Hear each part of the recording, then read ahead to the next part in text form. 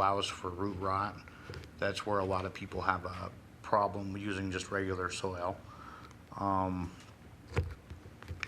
the cocoa, which I'm a little bit more familiar with, is a soilless medium, and it's natural, but it absorbs the water and allows the roots to absorb the nutrients in the water when they're fed, and it's good for roughly 24 hours when you feed it.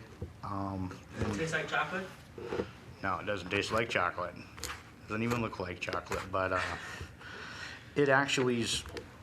It's really nice, but it has to be maintained. A lot of people has the idea that, like I said earlier, you just throw out a seed and you don't, add some water and it's going to grow and you'll have this miraculous, buds off your plant.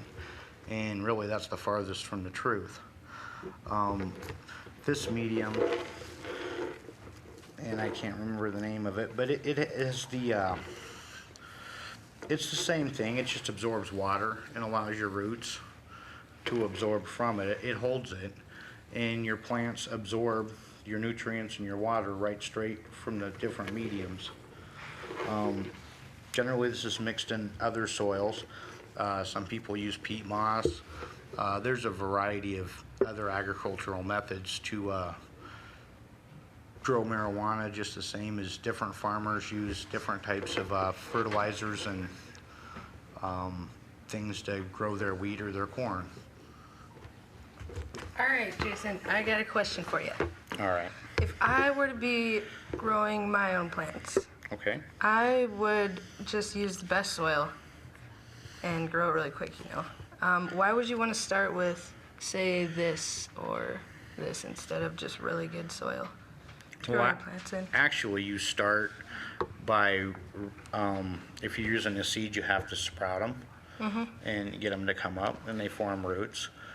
And you're transplanting, they have growdans is what we call them, and they're cubes that I know some people that do, and it allows the roots to go. And then you separate, you make a hole in there, and you set it in there, and your roots grow out from in that and into your clay pellets, Right. which hold your water and your nutrients. Okay, I was going to say, this There's doesn't... no fast grow method. Right. It takes a certain amount of time for your plant to get so tall, and it takes a certain amount of time to flower. I get it, and then you change once it gets older. Right, and that has to do with your lighting. In a lot of respects, we're mimicking Mother Nature, which isn't as easy as it has to say. Usually in veg, which is where you're letting your plant grow and get a little bit bigger, everybody has their own variants of what they like to do with lighting, but we have a tendency to use 18 and 6, so it more mimics summertime, Right. and faster growth. But as it goes on, and a lot of people use different lighting for that. They have different spectrums in the light. As you know, in the summer, it's, in the spring, it's more of a bluish color and promotes growth and harmony. And then towards the fall, at harvest time, Mother Nature, shortens the days, and, so they start to bud. Right. And like with anything, buds, the difference between a bud and a tomato is you can't pick a bud and set it off to the side and expect it to mature and, ripen. Right. Like with other fruits, you have to leave them on the plant, and they grow. We were talking about trichomes earlier in the show. They have little microscopes that we look at, and as they crystal up, they change colors. They're clear, and then they go to more of an amber. And it's a lot more scientific and technical than a lot of people would think. But as your trichomes or your crystals start to change color, that's where your potency is. About halfway through, they consider that to be your highest THC content, or the most mature for, harvest. If it goes past that, it changes. The quality changes. It's like an overripe tomato. Some people like them, some don't. But Will a better soil give a plant more THC? No. Your genetics pretty much dictate your THC within parameters. How you grow it and the quality that you get is a lot dependent on you. Right. With the different mediums, and I'd recommend talking to your local grow supply store, and we all try to do business locally, support our own economy. And as you go in and you explain to them what you're trying to do, whether it's a hydro system or cocoa or a different type of soil, they can give you a lot more. A lot of it has to do with your environment, how much you're using, what you can afford. Yeah. Because it's not as, necessarily inexpensive to grow either. Hydro use a lot more chemicals, liquid nutrients. There's a lot of people that are doing it organic with compost piles and, all natural. And is that good? Is that Yeah, a good idea? Actually, it is. You're not chemically altering anything. Every of the growers that I know,